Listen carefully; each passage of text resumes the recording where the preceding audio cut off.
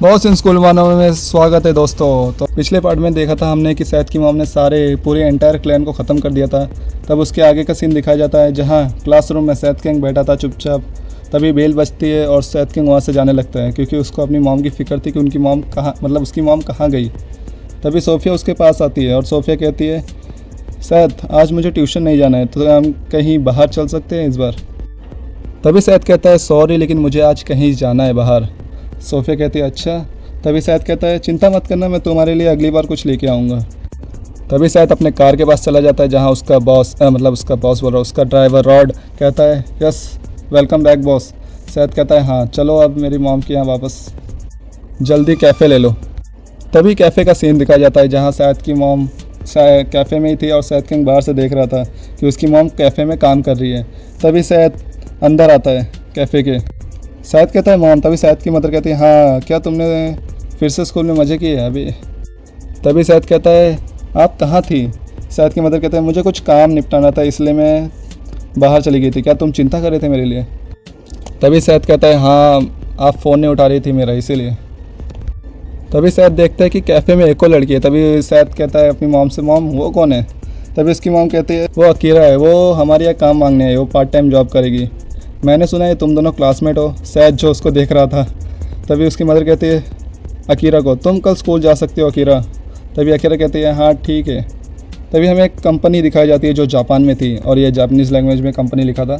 तभी इंट्रोडक्शन होता है 3 हेड गैंग गोस्ट गैंग के बॉस का। जो दूसरा बॉस है, पहला तो मिदोकी रियोशिन है और ये है मिदोकी रायानोसुके। इसका प्रोनाउंसिएशन क्या है दोस्तों, आप भी बता देना, खुद ही समझ जाना। तभी उसके सामने रहता है कैल्विन शिन यानी जेसन का अंकल। तभी जेसन का अंकल कैल्विन शिन जो अपना बैग खोलता है और उसके अंदर बहुत सारा पैसा रखा था।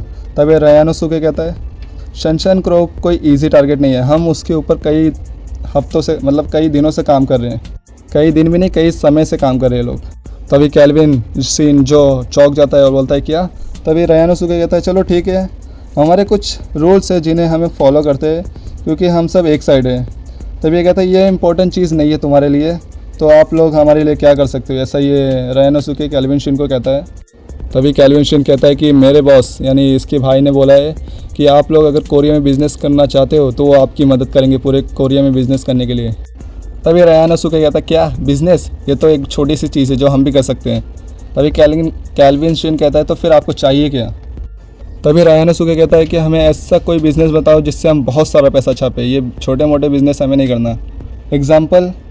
तभी वो बोलता है, हमारे जो गुड्स है और ये इनके पता नहीं कैसे प्रोडक्ट है जो ये कोरिया में बेचना चाहता है, और कहता है अगर ये प्रोडक्ट कोरिया में आ गया और तुम हमारी मदद करोगे इसमें, तो तुम्हारा जो काम है वो हम देख लेंगे। तभी कैल्विन शॉक में कहता है, क्या ये कौन सा काम है तुम्हारा। तभी रायानोसुके कहता है, अगर हम सनशाइन ग्रुप से छुटकारा पाना चाहते हैं तो इसमें सबसे ज़्यादा फ़ायदा तुम्ही को होगा, यानी तुम लोग की कंपनी को सबसे ज़्यादा फ़ायदा होगा। तभी रायानोसुके जो स्माइल करते हुए कहता है, मैं तुमको फैसला करने के लिए टाइम दूंगा, जाओ और तुम एक हॉट स्प्रिंग ले लो और आराम से सोचो क्या करना है तुम्हें। दूसरी तरफ जेजू आइलैंड में जहाँ जोयुन यानी जोसयुन को जिसके मुंह पर और गर्दन पर एक एक पंच पड़ते हैं और फिर उसके पेट में एक पंच मार के उसके मुंह पर एक पंच मारते हैं जिससे वो बंदा वॉल में जाके चिपकता है और जोयुन की हालत ख़राब होती है। और उसके सामने रहते हैं ब्लैक ग्रुप और ये मैंडियो नाम है इसका और उसका ब्रांच चीफ रहता है जिसका नाम है जॉन ली। तभी जोयुन कहता है, हाँ भले तुम ब्लैक ग्रुप के चीफ हो तो तुम्हें ऐसा काम करते हुए तुम्हें बोर नहीं होता, हर बार ऐसे ही काम करते हो तुम, ऐसा वो कहता है जॉन ली को। तभी जॉन ली कहता है, मैं यहाँ अपने ब्लैक ग्रुप के लिए नहीं आया हूँ, मैं यहाँ अपने भाई का बदला लेने आया हूँ, तो बताओ वो लड़का कौन था जिसने मेरे भाई को पीटा है। हमें सनशाइन ग्रुप का सीन दिखाया जाता है जहाँ पीटर गैंग जो बाहर देख रहा था, और पीटर गैंग कौन है, सैद गैंग का अंकल है।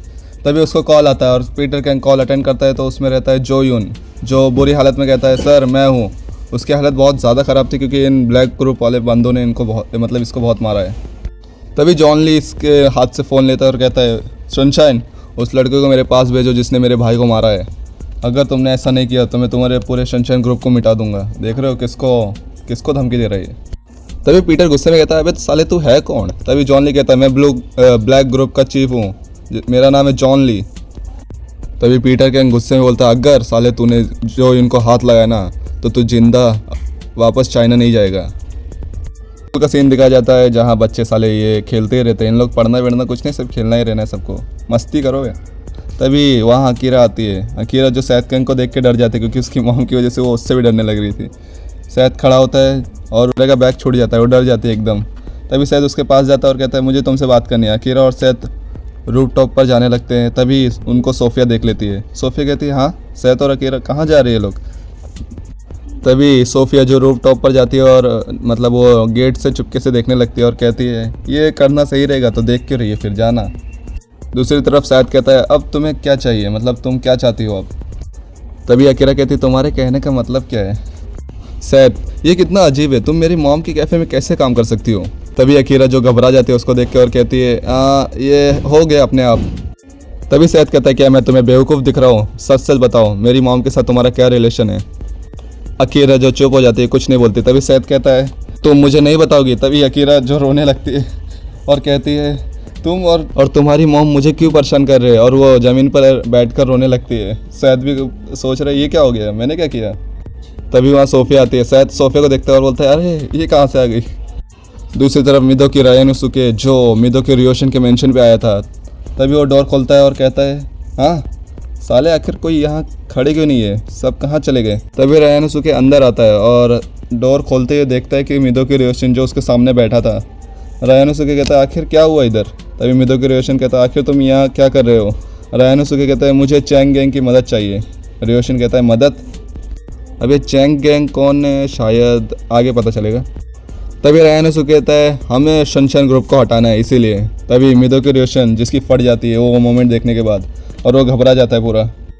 आखिर कैसे नहीं डरेगा भाई, शायद की मदद ने बस इसको छोड़ दिया था उस टाइम, वरना उधर ही इसको काट देती तुरंत। मिदोकी रियोशन कहता है वो वहाँ क्या। तभी रायानोसुके कहता है अबे इसे क्या हो गया अब। तभी मिदोकी रियोशन कहता है कांपते हुए, जो एकदम डर गया था भाई, वो कहता है तुझे जो करना है कर, हम उससे कोई लेना देना नहीं है हमारा उनसे, सनशाइन ग्रुप से। दूसरी तरफ सैद कैंग जो अपना मस्त चल रहा था रास्ते पे, तभी उसके सामने आते हैं अलग अलग क्लब के कैप्टन्स, और आपको पता है ये लोग कौन है। तभी सैद कहता है अबे साले तुम लोग को चाहिए क्या, हर बार मेरे आगे से आ जाते हो तुम लोग। तभी गाबे जो हमेशा चिड़ा हुआ रहता है सैद किंग से, वो कहता है ए घमंडी तू हमारे साथ चल, कुछ बोल मत।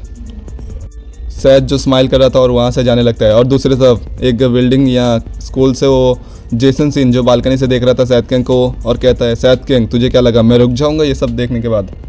तभी दूसरे सीन जहाँ क्लब के अंदर सब जन आ गए थे, सैद के सामने 4 सीनियर थे। सैद कहता है तुमने जैसा बोला था मैं इधर आ गया, अब मुझे क्या करना है और बताओ मैं क्या करूँ अब। गाबे जो उसको गाली देता है और कहता है तू घमंडी है। तभी सैद कहता है क्या मैं घमंडी हूँ, मैंने क्या किया। गाबे कहता है अच्छा तूने क्या किया, जब से तू ब्रोक चेंग को हराया तब से तू घमंड में रहने लगा है, तुझे ऐसा लगता है कि तुझे कोई नहीं हरा सकता। तभी जूडो क्लब का सैम चोई कहता है मामला काफ़ी ज़्यादा गंभीर हो गया है क्योंकि बाकी सीनियर भी तुमसे डरने लगे हैं। ऐसा अफवाह उड़ाया गया है कि तुमसे काफ़ी लोग बहुत दूर रहने लगे क्योंकि तू इतने डरावने हो कि बाकी लोग तुमसे डर जाते हैं, और बाकी लोग तो तुम्हारे साथ रहने से डरते हैं इसीलिए। तभी सैद कहता है तो क्या हुआ, तो अब तुम लोग को लगता है कि तुम लोग मुझे मारोगे। तभी गाबी गुस्से में और चिल्ला के कहता है अबे साले तेरी हिम्मत कैसी हुई, तेरे सामने 4 सीनियर खड़े हैं, तमीज़ से बात कर। सैद किंग कहता है मैंने पहले ही वार्निंग दिया था कि कोई भी मेरे रास्ते में ना आए, और अगर मेरे रास्ते में कोई भी आया और ऐसा सब चलता रहा तो मैं अपने सीनियर को भी मार दूंगा, जिससे बाकी सीनियर शॉक होते हैं। तभी गाबियो कहता है बे हरामखोर। गाबियो आगे बढ़ता है पर उसको कैंडो क्लब का कैप्टन स्कॉट चॉय रोक देता है और कहता है रुक जा मैं इसको देखता हूँ।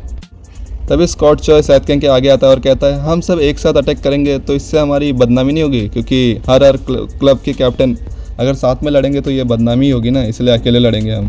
तभी स्कॉट चॉय अपना वुडन स्वॉर्ड निकालता है, कैंडो क्लब का लीडर है भाई, देखते क्या करता है ये। तभी स्कॉट चॉय कहता है मुझे खाली हाथ लड़ने में आदत नहीं है और मुझे कॉन्फिडेंट भी नहीं है खाली हाथ लड़ने के लिए, इसलिए मैं वेपन यूज़ करता हूँ।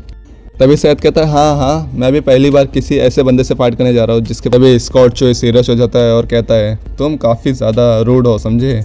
स्कॉट चॉय एक अटैक करता है स्वॉर्ड से, लेकिन सैद उसको डॉज करता है, और फिर स्कॉट चॉय एक और अटैक करता है जिससे सैद झुक कर डॉज करता है।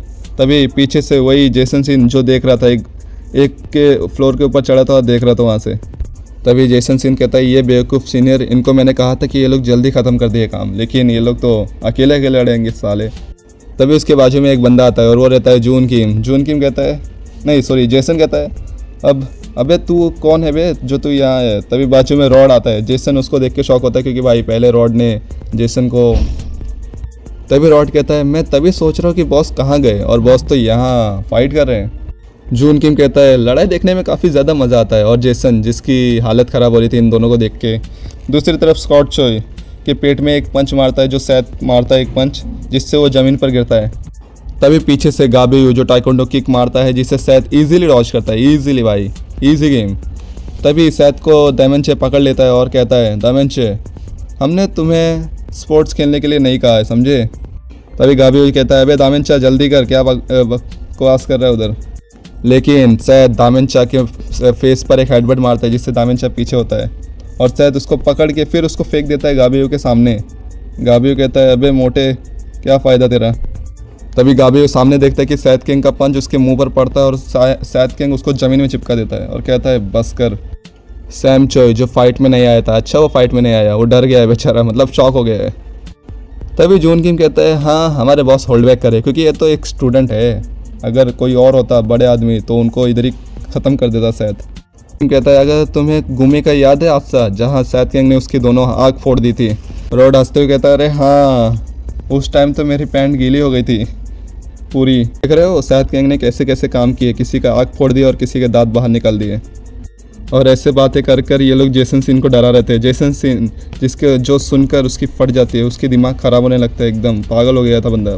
और चैप्टर इधर ही एंड होता है दोस्तों। कैसा लगा चैप्टर कमेंट्स में बताना, और चैनल को सब्सक्राइब करना और वीडियो को लाइक कर देना। नेक्स्ट पार्ट के लिए कमेंट करना दोस्तों। Bye bye.